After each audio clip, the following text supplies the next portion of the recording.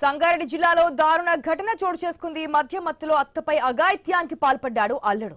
వట్పల్లి మండలం ఖాదిరాబాద్ గ్రామంలో జరిగింది ఈ ఘటన. భర్త మహమ్మద్ గరీబ్ భార్య ఫాతిమా మధ్య గత కొన్ని రోజులుగా గొడవలు జరుగుతున్నాయి. ఈ గొడవలను సద్దిమణిగించేందుకు కూతురు దగ్గరకు వచ్చింది అత్త. నచ్చ చెబుతున్నటువంటి క్రమంలోనే అత్తపై అల్లుడి అఘాయిత్యానికి పాల్పడ్డాడు. ఈ ఘటనపై బాధితురాలు వట్పల్లి పోలీస్ స్టేషన్ లో ఫిర్యాదు చేసింది.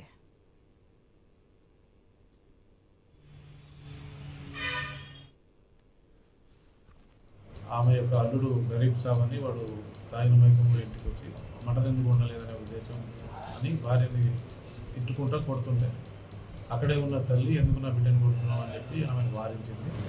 నువ్వేంది అడ్డమూసినావు అని ఆమెను బూతు మాటలు తిట్టి కొంచెం ఆమెను కూడా కింద పడేసి నెట్టేయడం జరిగింది.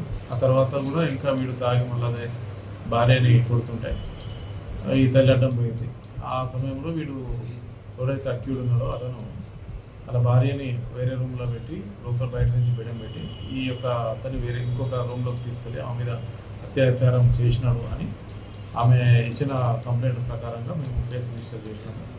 దీని విషయంలో ఆ యొక్క విక్టిమ్ ఉమెన్ ఎవరైతే ఉన్నారో ఆమెని మెడికల్ టెస్ట్ కోసం హాస్పిటల్ పంపడం జరిగింది.